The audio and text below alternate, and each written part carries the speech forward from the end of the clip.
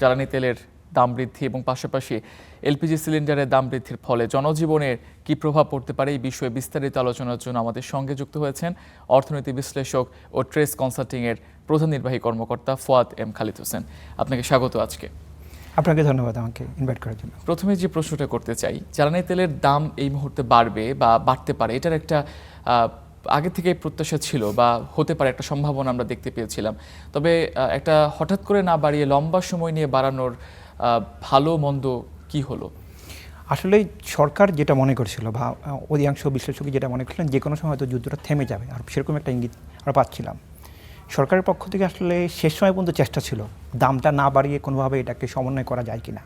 তো যার কারণে হয়তো যেটা আরও 2 সপ্তাহ আগে হতে পারতো, সরকার শেষ পর্যন্ত ওয়েট করে যখন দেখলো যে আসলে প্রবলেমটা আরও প্রলংড হচ্ছে, খুব তাড়াতাড়ি পেট হওয়ার শেষ হওয়ার সম্ভাবনা, এই জন্য হয়তো হঠাৎ করে তাদেরকে দামটা বাড়াতে হচ্ছে।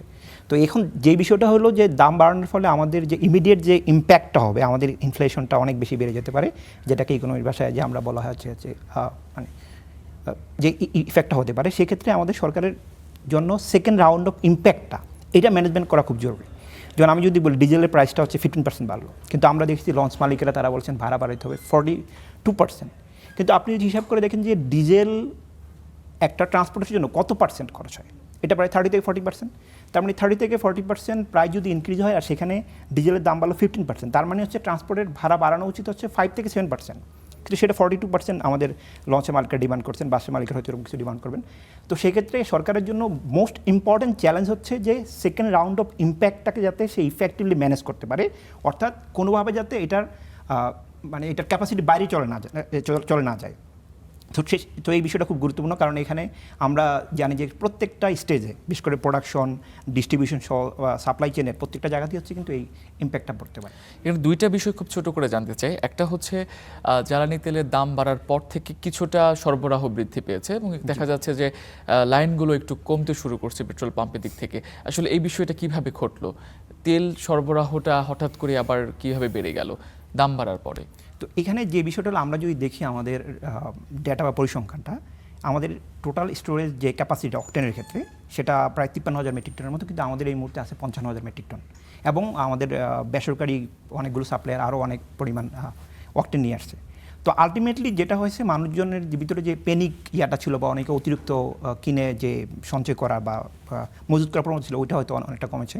আর সরকারের পক্ষ থেকে বারবার যে অ্যাসুরেন্সটা দেওয়া হয়েছে, এর কারণে হয়তো এখন একটু লাইনটা কমবে। কিন্তু যে জিনিসটা গুরুত্বপূর্ণ করা দরকার ছিল, এখনও করা উচিত, কারণ আমরা জানি না এই সংকট কতদিন থাকবে, সেটা হচ্ছে পুরো প্রসেসটাকে ট্রান্সপারেন্ট করা। বাংলাদেশে যা ক্যাপাসিটি, এই মুহূর্তে আমাদের প্রায় 40 দিনের মতো অকটেন মজুদ রয়েছে। পেট্রোল তো বেশিরভাগই হচ্ছে আমরা নিজেরাই উৎপাদন করি, এবং ডিজেল আছে 13 থেকে 14 দিনের জন্য। তার মানে ডেফিনেটলি 40 দিনের ভিতরে আরও অনেক অকটেন আসবে। তাহলে এই লম্বা লাইনের তো আসলে বিষয়টা হতো না যদি মানুষের কাছে ডেটাটা আমরা কনভে করতে পারতাম। তো সেই জন্য শ্রীলঙ্কা যেটা করেছে, আমরা যদি পুরো প্রসেসটাকে অটোমেট করতে পারতাম, যে টোটাল আমাদের স্টোরেজ আছে কত ফুয়েলে, কোন পেট্রোল পাম্পে কী পরিমাণ আছে, এবং প্রত্যেকটা ইন্ডিভিজুয়ালের জন্য একটা ভার্চুয়াল ওয়ালেট বা হচ্ছে ফুয়েল ওয়ালেট আমরা দিতে পারতাম যারা বাইকারদের জন্য, বাসের জন্য, তখন কিন্তু মানুষ এই জন্য প্যানিক হয়ে দাঁড়াতো না। মানুষ জানে না যে দেশে এই মুহূর্তে 40 দিনের অকটেন মজুদ রয়েছে। তো এইটা আসলে না করতে পারার কারণে আমরা দেখতে পাচ্ছি যে বিশাল লম্বা লাইন এবং মানুষের যে জনজীবনে যে ভয়াবহ রকম দুর্গতির সম্মুখীন হচ্ছে। আপনি একটু আগে বলছিলেন যে জ্বালানি তেলের দাম বাড়ার কারণে ভাড়া বৃদ্ধির একটা প্রবণতা দেখা যাবে এবং যেটা অযৌক্তিক সেই ভাড়াটাও বাড়তে পারে। এটা ছাড়া আর কোন কোন খাতে এই জ্বালানি তেলের দাম বৃদ্ধি এবং হচ্ছে এলপিজির দাম বৃদ্ধির প্রভাব পড়তে পারে? এটা আসলে এইটা এমন একটা ইফেক্ট যেটা হলো প্রত্যেকটা সেক্টরে। আপনি যদি দেখেন আমাদের টোটাল এই মুহূর্তে এখন যে ধান উৎপাদনের মৌসুমে, এখানে প্রায় 60% মতো হচ্ছে গিয়ে টোটাল হলো আমাদের ইরিগেশনের উপর ডিপেন্ডেন্ট। তার মানে এখানে ডিজেলের একটা বিরাট বড় ইম্প্যাক্ট করে। ধানের উৎপাদন যদি কস্ট বেড়ে যায়, তাহলে খাবারের কস্টটা বেড়ে যাবে। ট্রাক করে যা ঢাকায় পণ্য নিয়ে আসা হয়, এর পাশাপাশি আমাদের নিম্ন মধ্যবিত্ত শ্রেণী, বিশেষ করে নিম্ন পরিবারের প্রায় 60 থেকে 70% তাদের টোটাল আয়ের খরচ হয় হচ্ছে খাদ্য কেনার জন্য। তার মানে এটা এন্টায়ার চেইনটাকে কিন্তু ইম্প্যাক্ট করছে। ওভারঅল ট্রান্সপোর্টেশন খারাপ বৃদ্ধি, খাদ্যপণ্যের দাম বৃদ্ধি সহ শুরু করে প্রত্যেকটা যে সেক্টর রয়েছে সব জায়গাতে কিন্তু আমাদের এইটার ইম্প্যাক্টটা পড়তেছে। আমরা দেখতে পেয়েছিলাম যে মার্চে সার্বিক মূল্যস্ফীতি 8.71% হয়ে গিয়েছিল এবং খাদ্য মূল্যস্ফীতি 8.24% হয়েছিল। তো এই খাদ্য মূল্যস্ফীতি এবং সার্বিক মূল্যস্ফীতি নিয়ে আমরা একটা সমস্যার মধ্যে আছি, এবং এই জ্বালানি সংকটটা যদি দীর্ঘায়িত হতে থাকে, এই মূল্যস্ফীতির অবস্থা কি হতে পারে আগামী দিনগুলোতে? এটা আসলে এখন সরকারকে যেটা করা উচিত, যে এখন সরকার যেটা করেছে ডিজেলের দাম 15% বাড়িয়ে দিয়েছে, এর পাশাপাশি আগামী দিনে যদি সংকটটা ক্রাইসিসটা আরও মানে দীর্ঘমেয়াদী হয়, সেক্ষেত্রে সরকারের টার্গেট ভিত্তিক ভর্তুকি দেওয়া, বিশেষ করে হচ্ছে আমাদের ইরিগেশনের ক্ষেত্রে, ট্রান্সপোর্টের ক্ষেত্রে, তা না হলে এবং আমাদের সমস্যাটা আরও বাড়ে, বিশেষ করে সোশ্যাল সেফটি নেট প্রোগ্রামগুলো। আমরা বেশি ওয়ারি হচ্ছে মধ্যবিত্ত যাদের ইনকামটা খুবই লিমিটেড, তাদের জন্য এই সরকার বিভিন্ন ধরনের প্রোটেকশনের ব্যবস্থা করতে পারে, ভর্তুকির ব্যবস্থা করতে পারে। তা না হলে এই অর্থনৈতিক চাপটা কিন্তু দ্রুত সামাজিক অস্থিরতায় রূপ নিতে পারে। তো সেই জন্য সরকারের এই ধরনের যে সোশ্যাল সেফটি নেটের যে প্রোগ্রামটা আছে, আমরা ফ্যামিলি কার্ড সব বিভিন্নভাবে দিয়ে দিচ্ছি, এটাকে আওতাটা বাড়ানো এবং মেকশিওর করা যে একটা নিম্ন মধ্যবিত্ত ফ্যামিলির পরিবার উনি 3 বেলা খেতে পারবেন, তারকে এই সেফটি এবং সিকিউরিটি দেওয়া খুব জরুরি। নতুন সরকার, নির্বাচিত সরকার যখন নির্বাচনে প্রতিশ্রুতি দিয়েছিল বা ইশতেহার ঘোষণার সময় বলেছিল মানুষের জীবনযাত্রার মান বাড়ানো হবে এবং ব্যয়টা কমিয়ে আনা হবে।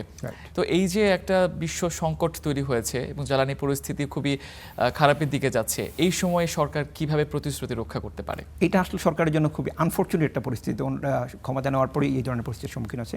কিন্তু আমরা যদি দীর্ঘমেয়াদীভাবে চিন্তা করি, যেমন আমি সংকটের শুরুতেই একটা কথা বলেছিলাম যে আমাদের একটা ইমার্জেন্সি এই ধরনের ক্রাইসিস ম্যানেজমেন্ট একটা প্রোটোকল থাকা উচিত, এবং যেটা ভিয়েতনামে যেটা করেছে সেটা হচ্ছে ইমার্জেন্সি ফান্ড থাকা উচিত। তাহলে সেক্ষেত্রে হচ্ছে ফিউচারে আমরা এই ধরনের প্রবলেমগুলো অ্যাভয়েড করতে পারবো, এবং এই ক্ষেত্রে আশা করা যায় যদি যুদ্ধটা বেশি লম্বা সময় ধরে কন্টিনিউ না করে, তাহলে হয়তো সরকার বিভিন্ন খাত থেকে কাটছাট করে আমরা হয়তো এই জীবনযাত্রার মানুষের মান উন্নয়ন করার জন্য ব্যবস্থা করতে পারবে। আমি আশাবাদী যে এই সরকারের সদিচ্ছাগুলো আমরা দেখেছি, যে আশা করছি যে আগামী দিনগুলোতে মানুষের, বিশেষ করে যে সরকার এখন পর্যন্ত আপনি যেগুলো দেখেন যতগুলো প্রতিশ্রুতি তারা প্রাথমিক বাস্তবায়ন করি, সবগুলো কিন্তু টার্গেটিং যে আমাদের লোয়ার মিডল ইনকাম বা তাদেরকে টার্গেট করি। তো আশা করা যায় এটা কন্টিনিউ করলে, যুদ্ধটা যদি খুব তাড়াতাড়ি শেষ হয়ে যায়, তাহলে হয়তো সরকার তার প্রতিশ্রুতিগুলো রক্ষা করতে পারবে। এবার একটু এলপিজি সিলিন্ডারের প্রসঙ্গে আসি। চলতি মাসেই 2 দফায় কিন্তু দামটা বাড়ানো হয়েছে এবং প্রায় 600 টাকা, 12 কেজি সিলিন্ডার হিসাব করলে প্রায় 600 টাকা পর্যন্ত দাম বেড়েছে। এরপরেও দেখা যাচ্ছে যে বাজারে সরকার নির্ধারিত দামের থেকে বেশি দামে বিক্রি হচ্ছে, বা বিইআরসি যেটা দামটা বেঁধে দিচ্ছে সেটার থেকেও বেশি দামে বিক্রি হচ্ছে। আসলে দেখার কেউ নেই কেন, বা এই বিষয়টাকে নিয়ন্ত্রণ করা যাচ্ছে না কেন? একটু আমি যদি একটা স্টেপ পিছনে যাই, এখানে এলপিজির দামটা বাড়ানো যেটার জন্য যে কাজ করে, এটাকে বলা হয় Saudi CP, Saudi contract price, যারা মূলত হচ্ছে এলপিজির ইন্টারন্যাশনাল প্রাইসটা তারা বেস্ট মান করে। তো ওখানে আমরা দেখেছি প্রোপেন এবং বিউটেনের দাম প্রায় 38% 48% বেড়ে গেছে, এবং শিপিং কস্ট প্রায় ডবল হয়ে গেছে। তো আলটিমেটলি এই দামটা বাড়ানোটা মানে এটা একটা মানে হয়তো প্রত্যাশিতই ছিল তো নেগেটিভ অর্থে, কিন্তু যে কোশ্চেনটা হচ্ছে এই দাম বাড়ানোর পরে কেন বেশি নিচ্ছে, এখানে ডেফিনেটলি সরকারের রেগুলেটরি দুর্বলতা রয়েছে। যদি পুরো প্রসেসটা এগেন অটোমেশন করা যায়, যে এখানে ডিলার কারা নিচ্ছেন, কোন কোম্পানি কী পরিমাণ প্রোডাকশন হচ্ছে, পুরো প্রোডাকশন এবং সাপ্লাই এবং ডিস্ট্রিবিউশন চেইনটাকে যদি আমরা অটোমেশনের আওতায় নিয়ে আসতে পারি, তাহলে হয়তো এই ধরনের প্রবলেমটাকে, কোন জায়গাতে আসলে দামটা বেশি নিচ্ছে বা কারা নিচ্ছে, তাহলে এইটাকে আইডেন্টিফাই করা সহজ হবে। ওভারঅল অটোমেশন বা টোটাল ক্যাপাসিটিটাকে যদি আমাদের প্রাইম মিনিস্টার একটা সিঙ্গেল ক্লিকে দেখতে পারেন যে টোটাল ফুয়েল সাপ্লাই কত, কোন জায়গাতে যাচ্ছে, বা হচ্ছে যদিও এটা ফ্রি মার্কেট ইকোনমির একটু বিপক্ষে যায়, কিন্তু বাংলাদেশের মতো দেশে এই প্রসেসটাকে আরও বেশি কঠোরভাবে মনিটর না করার কোনো উপায় নেই। তা না হলে তো এটা হওয়ার কথা না। 18 দিনের ব্যবধানে 600 টাকার দাম বাড়ানোর পরও তারপরেও কেন এলপিজি পাওয়া যাবে না, এটা আমার দেশের নাগরিক হিসেবে আমার প্রশ্ন।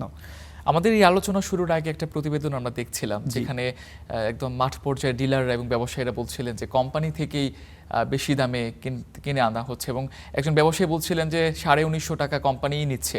তো আসলে কোম্পানি যদি পর্যায়ে এই দামটা বাড়তি থাকে এবং বিইআরসির নির্ধারিত দামের থেকে কোম্পানি বেশি রাখে, তাহলে কেন এই দাম যে নির্ধারণ করে দিচ্ছে, এই প্রক্রিয়াতে কি কোনো গলদ আছে কিনা? এটা তো এখন এটা গভর্নমেন্টের জন্য বের করাটা সহজ, কারণ যদি কোম্পানি আসলে যখন সে এটাকে বিক্রি করে তখন এটা কত দামে বিক্রি করছে, এই প্রসেসটা, এটা তো হাজার হাজার কোম্পানি আমাদের এই মুহূর্তে এলপিজি গ্যাস বা তৈরি করছে না, তাহলে পার্টিকুলার তারা কী দামে এটা বিক্রি করছে, এটাকে যদি আমাদের এনার্জি রেগুলেটরি যে কমিশন আছে তারা যদি এটাকে মনিটর করে, তাহলে আমার মনে হয় এটাকে কার্যকরভাবে, আমরা বিগত দিনে দেখি না, আমরা দেখেছি এই ধরনের হঠাৎ করে জ্বালানি তেল বা হচ্ছে গিয়ে আমাদের সয়াবিন এগুলোর দামটা বেড়ে গেছে, কিন্তু কোনো রকম কোনো পানিশমেন্টের যে নজিরটা সেটা আমরা দেখি না। তো সেক্ষেত্রে যদি সরকার এখানে একটা নজির স্থাপন করতে পারে যে কারা এটার জন্য দায়ী, এবং এটা যদি পাবলিকলি ওপেন করতে পারে, এবং এটা যদি তাদের জন্য প্রচলিত আইনে বিচার করা সম্ভব হয়, তাহলে হয়তো এই ধরনের অবস্থা থেকে আমরা বের হতে পারবো। কিন্তু মূল বিষয় হলো যেহেতু বিআরসি এখানে তারা দামটা নির্ধারণ করেছে সব কিছু বিবেচনা করি, সুতরাং এটার বাইরে যাওয়াটা এটা আমি মনে করি এটা সরকারের একটা ব্যর্থতার আমার কাছে মনে হচ্ছে।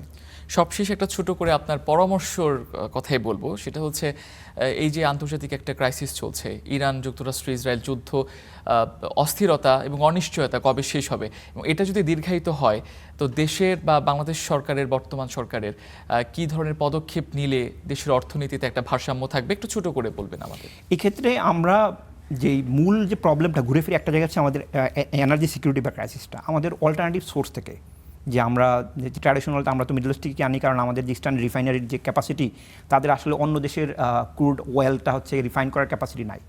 তো সেক্ষেত্রে আমাদের জ্বালানি মানে এনার্জি সোর্সটাকে ডাইভার্সিফাই না করার কোনো বিকল্প নাই। এর পাশাপাশি আমরা যদি দেখি ইন্ডিয়াতে আপনি দেখেন মিক্সড মডেল, এখানে আমরা পুরোটাই হচ্ছে ডিজেলের উপরে ডিপেন্ডেন্ট হয়ে যাচ্ছি। তাহলে সেক্ষেত্রে যদি হচ্ছে বিদ্যুৎ বা হচ্ছে রিনিউয়েবল সোর্স থেকে আমরা এটা লং টার্মে আমরা এগুলো মানে জ্বালানি সোর্সটাকে আমরা বাড়াইতে নিতে পারি, ডাইভার্সিফাই করতে পারি, তাহলে হয়তো আমাদের পক্ষে ফিউচারে এই ধরনের প্রবলেম আমরা অ্যাভয়েড করতে পারবো। আপনাকে অসংখ্য ধন্যবাদ আজকে আমাদের সময় দেওয়ার জন্য। আপনাকে অসংখ্য ধন্যবাদ আমাকে ইনভাইট করার জন্য।